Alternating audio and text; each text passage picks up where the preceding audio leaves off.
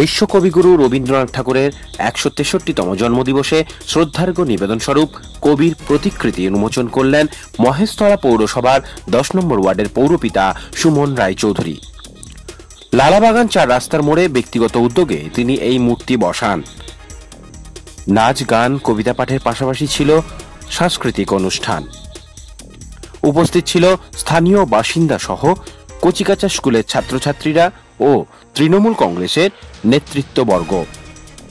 নিজের এলাকার মানুষের কাছে এই প্রতিবাদী বার্তা দিতে মূর্তি ভাঙার প্রতিবাদে মানুষকে সচেতন করতে এই ধরনের মনীষীদের মূর্তি বসিয়ে তিনি জানান, যারা মূর্তি ভাঙার পক্ষে তাদের উচিত জবাব দিতে এই মূর্তি বসানোর প্রয়াস, যেন মানুষ মনীষীদের মাহাত্ম্যকে সম্মান দিতে পারে। সুমন রায়চৌধুরীর এই উদ্যোগকে সাধারণ মানুষ শুভেচ্ছা ও অভিনন্দন জানিয়েছেন। আমার অনেকদিন একটা স্বপ্ন ছিল যে এই এলাকায় একটা কোনো মনীষীদের মূর্তি প্রতিষ্ঠিত হয়নি, ১০ নম্বর ওয়ার্ডে। তো এই প্রথম এই মূর্তি প্রতিষ্ঠিত হলো। আমরা চাইব আরও এলাকায়, বিভিন্ন এলাকায় এরকম মূর্তি প্রতিষ্ঠার মধ্যে দিয়ে মনীষীদের যথাযথ সম্মান জানানো, মনীষীদের যাতে আমরা ভুলে না যাই। বর্তমান রাজনৈতিক পরিস্থিতি এমন, যেমন একটা যেখানে দেখা যাচ্ছে যে মনীষীদেরকে অসম্মান করা হচ্ছে, মনীষীদের মূর্তি ভেঙে দেওয়া হচ্ছে। তো আমরা বাংলার মানুষ, মামাটি মানুষের সরকার, আমরা দেখছি যে মনীষীদের যথাযথ সম্মান দেওয়াটাই হচ্ছে বাংলার মানুষের প্রতি যথাযথ।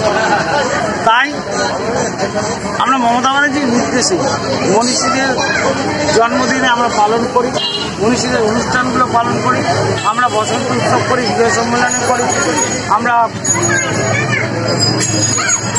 নানা রকম সাংস্কৃতিক অনুষ্ঠান আমরা করে থাকি। কিন্তু মূর্তি প্রতিষ্ঠার মধ্যে দিয়ে এই এলাকার মানুষকে আরেকটু জাগ্রত করতে চাই, আরেকটু সচেতন করতে চাই যে আপনারা সবাই সঙ্গে থাকুন। আমি চেষ্টা করে যাচ্ছি এই এলাকার যাতে আগামী প্রজন্মের মানুষ বলতে না পারে যে এলাকায় সেরকম কোনো মনীষীদের যথাযথ সম্মান দেওয়া হয়নি। তাই মনীষীদের সম্মান দেওয়ার রক্ষার্থেই আমাদের এই দায়িত্ব এবং কর্তব্য বলে মনে করি, সেই কাজটুকুই করি। দাদা, এমনিতেই আরেকটা প্রশ্ন হচ্ছে যে আমরা কয়েক বছর আগে দেখেছি যে বিদ্যাসাগরের মূর্তি ভাঙা হয়েছে, এটা কি একটা প্রতিবাদ স্বরূপ সেটা করা হলো? প্রতিবাদ স্বরূপ যেভাবে আমাদের মনীষীদের অপমান করা হচ্ছে, কখনো রবীন্দ্রনাথকে বলছে সহজ পাঠটা বিবেকানন্দ লিখেছে, কখনো যেভাবে মানে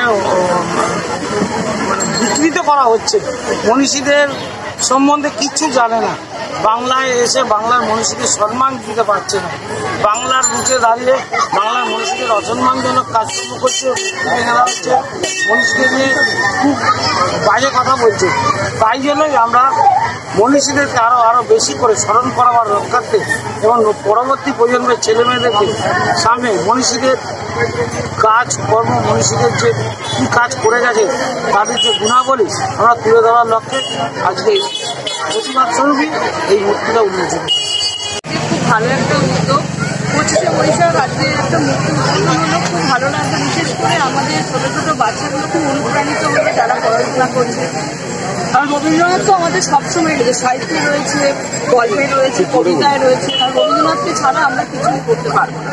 খুব ভালো লাগছে এরকম একটা উদ্যোগ যেতে আসতে। সবসময় রবীন্দ্রনাথের মূর্তিটা সবসময় ছাত্রছাত্রী এদের আরো মনে হয় আরো অনুপ্রাণিত করবে। সুমনদা এই যে এলাকাবাসীর জন্য একের পর এক কাজ ভালো লাগছে, সুমনদা সবসময় কবিগুরু রবীন্দ্রনাথ ঠাকুরের এই যে জন্মদিবসে এই যে আমাদের প্রতিকৃতি উন্মোচন হলো, এটা 10 নম্বর ওয়ার্ডের একটা বিরল ঘটনা হলো, একটা ইতিহাস তৈরি হলো। সমগ্র 10 নম্বর ওয়ার্ডে কোনো জায়গায় কোনো মনীষীর মূর্তি নেই।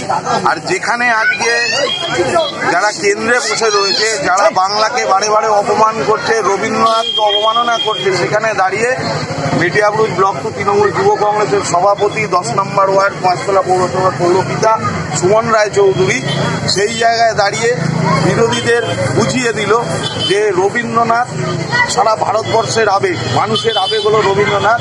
সেই রবীন্দ্রনাথের প্রতিকৃতি প্রতিস্থাপন হলো।